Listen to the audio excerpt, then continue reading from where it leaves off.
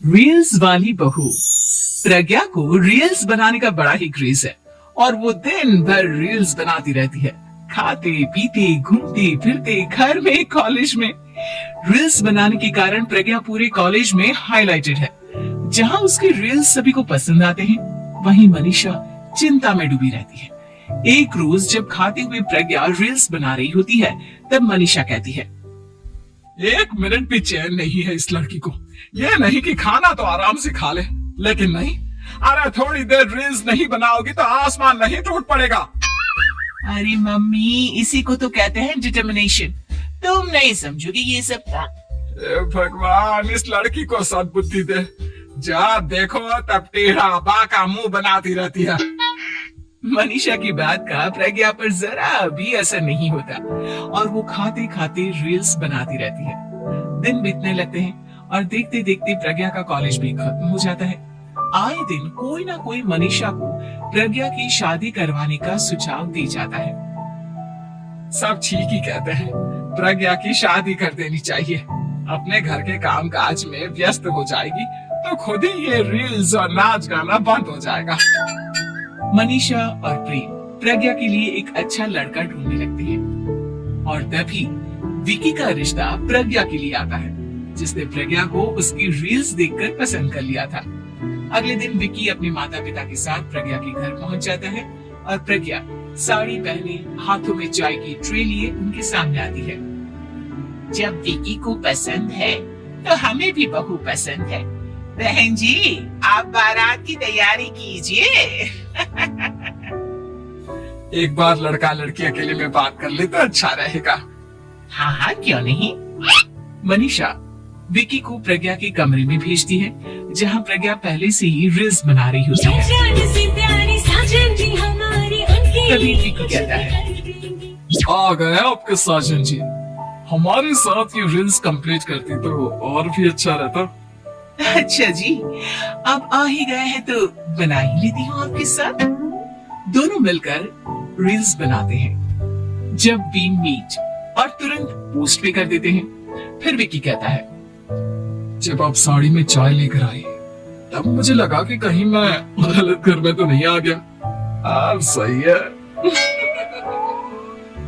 दोनों की शादी पक्की हो जाती है और शादी के दिन भी प्रज्ञा रील्स बनाने से चूकती नहीं, यहाँ तक कि बारात के समय भी नाचते हुए रील्स बनाती है।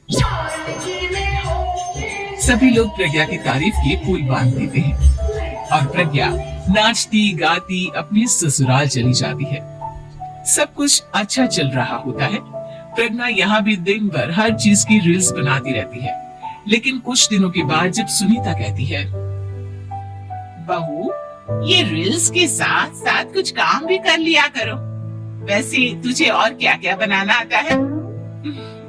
मम्मी जी, वैसे तो सब कहते हैं कि मैं सब कुछ अच्छा बनाती हूँ, लेकिन मुझे लगता है कि मैं मैगी अच्छा बना लेती हूँ। हाँ, कॉफी भी अच्छा बना लेती हूँ और मुंह तो सबसे अच्छा बना लेती हूँ। अच्छा अच्छा। सुनीता अपना माथा पकड़ लेती है और कहती है, बहू, कुछ खाना बनाना भी सीख लेती। मम्मी जी, मैं लंबी प्लानिंग कर रही हूँ। जल्दी ही मैं इतनी फेमस हो जाऊंगी कि मुझे पैसे मिलने लगेंगे। हम दोनों सास बहू राज करेंगे, राज लाकर काम करेंगे और लोगों की तो लाइन लगेगी हमसे मिलने के लिए। तेरा दिमाग खराब हो गया है क्या बहू? हंसी मजाक तक ठीक है, लेकिन इस तरह घर नहीं चलते। जितना जल्दी हो इस घर के तौर तरीकों को सीख लो।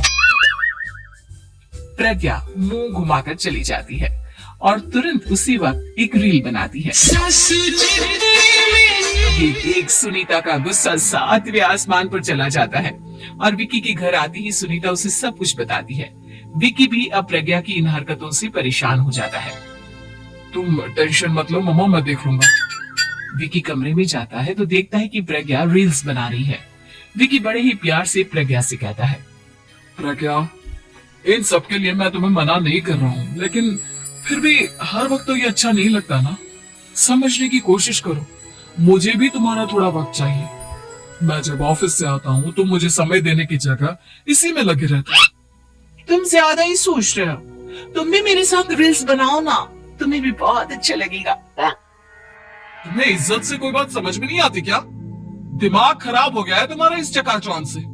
अगर तुमने अपना रवैया नहीं बदला तो मैं तुमसे दूर चला जाऊंगा। तुम ही रिश्ता लेकर आए थे, मुझे लड़कों की कमी नहीं थी और ना आज है। विकी दरवाजा पटककर चला जाता है। धीरे धीरे विकी प्रज्ञा से दूर होता जाता है। एक रोज मनीषा प्रज्ञा के ससुराल उससे मिलने जाती है। तब सुनीता उससे कहती है, बहन जी अब आई है तो कुछ दिन यहाँ रहकर जाइएगा, आप ही का घर है। हाँ मम्मी, बहुत दिन हो गए तुम्हारे साथ एक भी रील नहीं बनाई मैंने। प्रज्ञा तुरंत अपने फोन में रील्स ऑन कर लेती है। ये सब मुझसे नहीं होगा। तेरा ये भूत अभी तक नहीं उतरा क्या? बहन जी आप कुछ कहती नहीं क्या इसे?